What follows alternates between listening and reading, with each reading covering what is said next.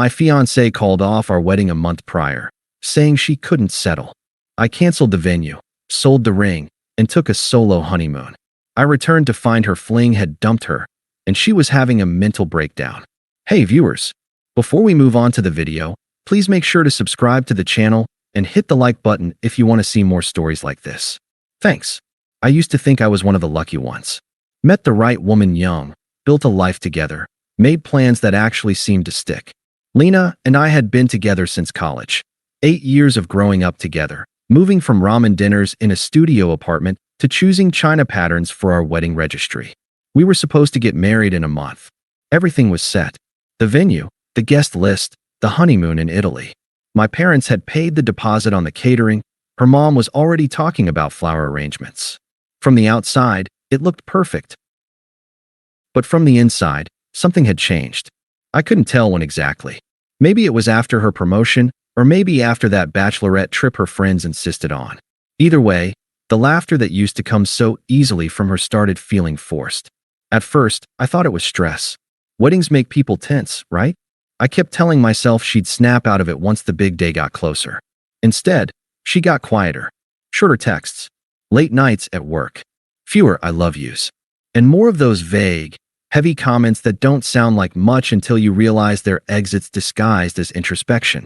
One night, about a month before the wedding, we went out to dinner, the kind of place where we used to celebrate milestones.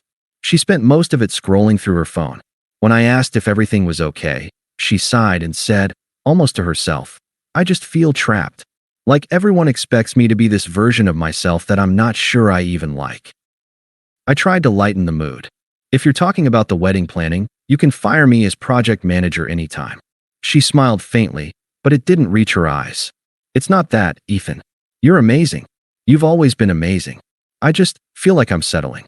And that scares me. That word, settling, hit harder than I wanted it to. It hung between us like smoke. I didn't argue, didn't beg her to take it back.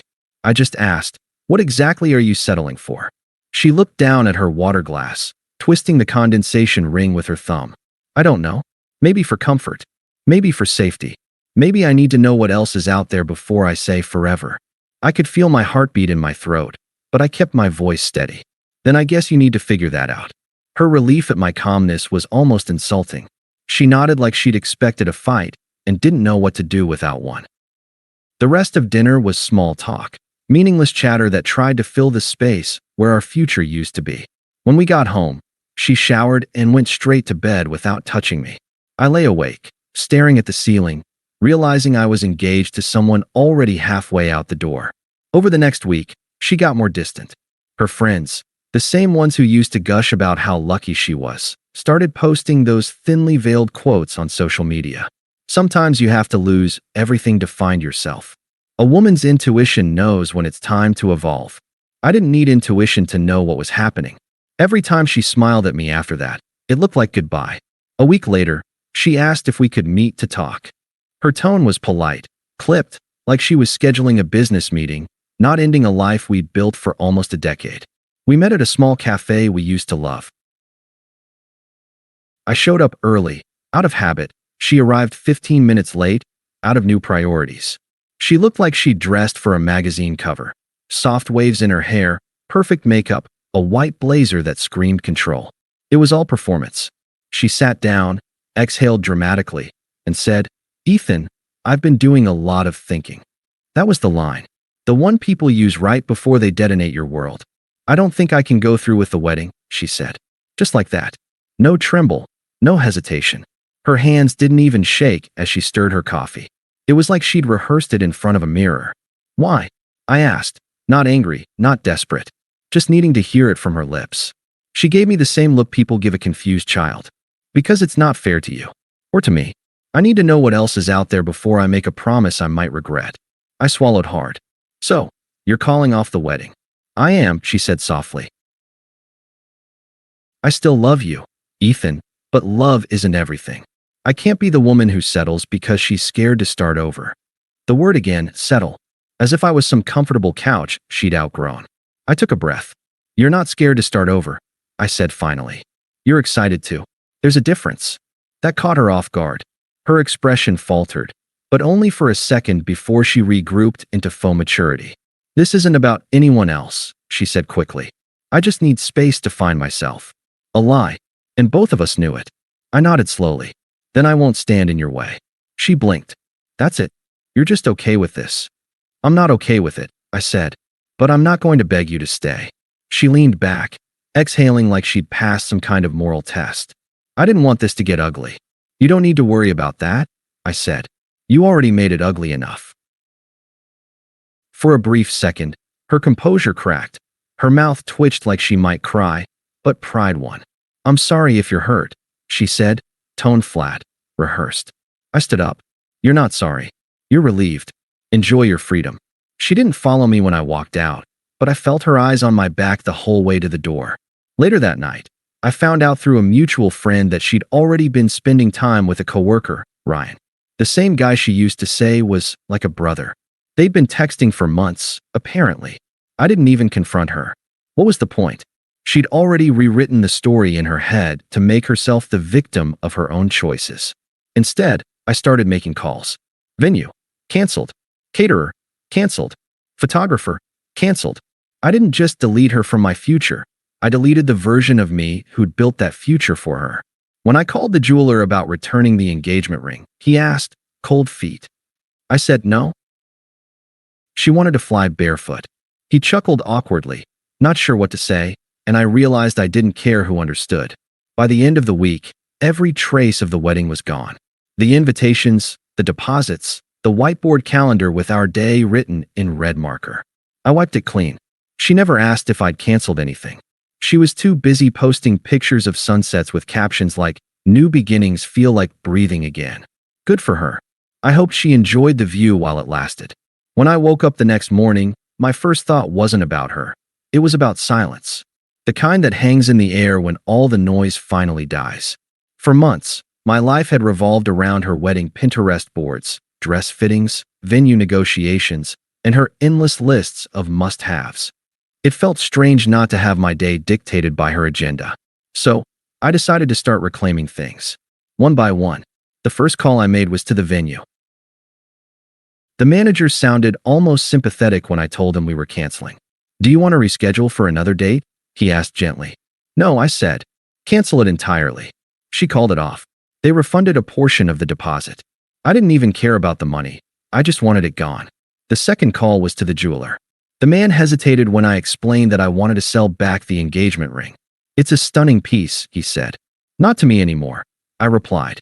By noon, both were handled. By evening, I was staring at my laptop, scrolling through vacation packages. Something spontaneous, somewhere I'd never planned to go. Thailand caught my eye. It was supposed to be our honeymoon destination, but she said she wanted something more adventurous when we were planning. Well, I figured this was my chance to have an adventure alone. So, I booked the ticket. I left 2 days later with a backpack and no itinerary. I didn't even tell anyone at first, not even my parents. I just texted my best friend, "Taking the honeymoon. Solo. Don't worry about me." The flight felt surreal, like I was watching someone else's life from the outside. But when I landed in Phuket and stepped into the heavy, humid air, something shifted. It was the first breath that didn't taste like regret. I swam. I hiked. I ate street food that set my mouth on fire. I talked to strangers, laughed with locals, and for the first time in a long time, I wasn't thinking about how every moment would look on social media or whether she'd approve. One night, I sat on the beach with a beer and thought about everything that had happened. About how easily she threw away years of commitment because she couldn't settle. I realized something. She wasn't running towards something better. She was running from herself. From the idea of stability, of contentment, of real effort. And I wasn't going to chase her anymore. By the end of that trip, I wasn't healing. I wasn't discovering myself. Those sound like cliches people post with sunset photos. I was simply existing, finally, without her shadow.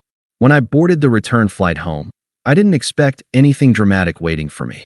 I just felt done, peacefully done. But what was waiting for me back home wasn't peace. It was chaos, hers, not mine. The flight home was calm, too calm. I scrolled through old photos on my phone, deleting them one by one. Every sunset selfie, every dinner pose, Every fake smile where I thought we were building something real. By the time the plane touched down, my camera roll looked like it belonged to a stranger. I expected nothing when I got home. Just the same apartment, the same quiet, and maybe a few awkward texts from mutual friends still pretending to check in. What I didn't expect was to open my phone to a flood of unread messages. From her. They started polite. "Hey, can we talk?" Then slipped into desperate. "Please, I just need to explain." I ignored them all. Whatever she needed to explain was none of my business anymore. But then one message caught my attention. It wasn't from her. It was from her best friend, Leah. "You probably don't care, but you should know she's not doing great. That guy she left you for? He dumped her. She's been having panic attacks and calling your mom. Maybe check on her." I stared at the message, unreadable. For months, I had replayed that breakup speech, her voice trembling not with guilt but with excitement, like she was announcing a promotion. "I just can't settle. I need to feel alive again," she'd said. Apparently, that feeling didn't last long. Out of morbid curiosity, I checked her social media. She'd gone private, but her profile picture told me enough. Gone was the confident, glowing version of her with the beach tan and champagne glass.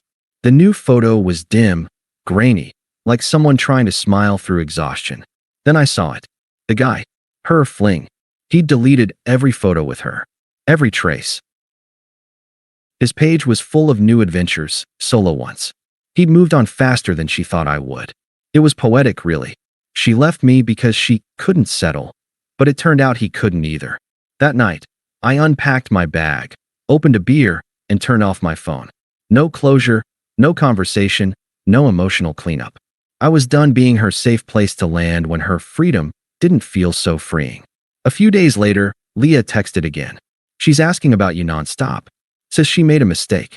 She's not herself." That line stuck with me. Not herself.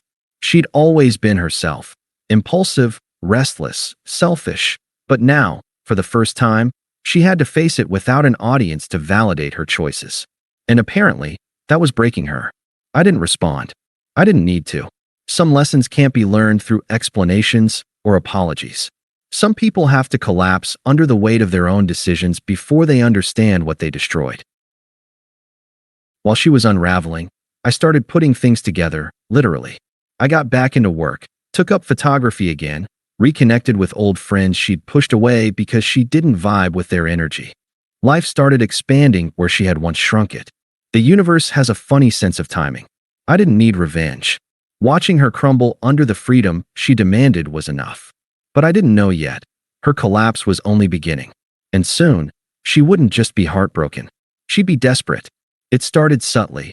A few mutual friends reaching out, awkwardly testing the waters. "Hey man," I ran into her at the coffee shop. She didn't look great. "She asked about you." Then came the texts. Not from her directly. She knew I wasn't answering, but through other people. My mom, my sister, even my landlord. Apparently, she'd shown up at my old apartment, crying on the doorstep, claiming she just wanted to talk. My landlord said she looked destroyed. Puffy eyes, messy hair, wearing one of my old hoodies. I hadn't seen her like that since, ever, actually. She was always obsessed with control, her appearance, her tone, her social image. The idea that she'd let all that go? It was almost unbelievable. Then came the message that confirmed everything. My mom called one evening. "She's been calling the house phone," she said carefully. "She told me she made a mistake. That she thought she wanted excitement, but realized she wanted stability. You." I didn't say anything. Just listened. "She's not well," my mom added. "Apparently, the guy she left you for moved on fast. Told her she was too clingy. She's been having panic attacks, can't sleep, says she lost her job." I leaned back in my chair, staring at the ceiling. It was surreal. The same woman who'd told me she refused to live a predictable life now couldn't handle the fallout of her own unpredictability. "Don't get involved," I told my mom quietly. She made her choice. But it didn't stop there. A few nights later, I came home from work and saw her sitting in her car outside my new apartment. Engine off, headlights dim, just there. She didn't get out when she saw me. She just rolled down the window and said, "Can we talk?" I walked up, calm but cold. "There's nothing left to talk about," I said. She looked wrecked.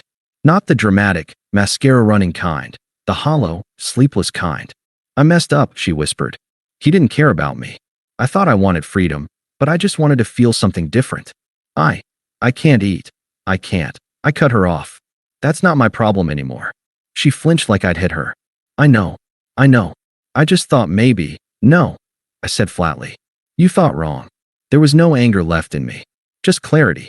She wanted comfort, not reconciliation. She wanted to rewrite the ending so she didn't look like the villain. But I wasn't interested in her redemption arc. I turned and walked away while she was still crying in the car. She didn't follow me this time. That night, I realized something. Her breakdown wasn't just heartbreak. It was the collapse of her identity. She'd built her self-worth on being desired, and now, neither of us desired her. And for once, I didn't feel sorry. I just felt free. It had been nearly a year since that night. I'd moved into a bigger apartment, started a new job, got back into running. I even started dating someone, Emma, a woman who didn't treat love like a competition or a career step. She laughed easily, listened more than she spoke, and never made me feel like I had to earn her affection. Life had grown quiet, in the best way. Then one Saturday afternoon, I ran into her. It was at a friend's engagement party, one of those mutual circles we hadn't both attended since the breakup. I hadn't even known she'd be there until I heard that voice, the same one that once said, "I can't settle." Now it was softer, strained, almost timid. "Hey, you look good." I turned. She was standing near the bar, holding a half-empty glass of white wine. She looked nothing like the woman who had once lectured me about not living fully. Her spark was gone. Her confidence, that air of superiority, had cracked. Even her posture seemed uncertain, as if she expected rejection before it came. I nodded politely. "Thanks. You too." It was a lie, but a harmless one. She gave a small, forced laugh. "You probably hate me." "I don't," I said. "You don't matter enough for that." She blinked, startled. "That's cold." "No," I said calmly. "It's just done." There was a silence that stretched between us, awkward, heavy. Then she said what I knew was coming. I was stupid. I thought I was making the right choice. I thought I'd find something more exciting, you know? But it was all fake. He just wanted attention. He didn't care. Nobody has, since. I let her words hang there. She wanted me to fill the silence, to give her some reassurance that she wasn't the villain she knew she was. But I wasn't playing therapist anymore. Finally, she asked the question. "Are you seeing someone?" "Yes," I said simply. "She's amazing." She looked down, biting her lip. "I'm happy for you," she said, though her voice cracked on the word happy. "I believe you," I said, turning to go. "Take care of yourself." "Wait," she called after me. "Do you ever think about us?" I stopped but didn't turn around. "No," I said quietly. "Not anymore." And I walked away. As I joined Emma on the other side of the room, she smiled and handed me a drink. She didn't ask who that woman was. She didn't need to. The difference between them was obvious. Out of the corner of my eye, I saw my ex watching us. Not angrily, not even sadly, just realizing she'd thrown away something real for the illusion of something better. And now, she wasn't the free spirit she claimed to be. She was just lost. Later that night, Emma and I walked home hand in hand. The air was cool, the city quiet. For the first time in a long time, I felt completely at peace. No anger, no regret, just the quiet satisfaction of knowing I didn't need to win. I'd already won by walking away. Thanks for watching. Make sure to subscribe to the channel and hit the like button. What do you think about this story? Share it in the comments.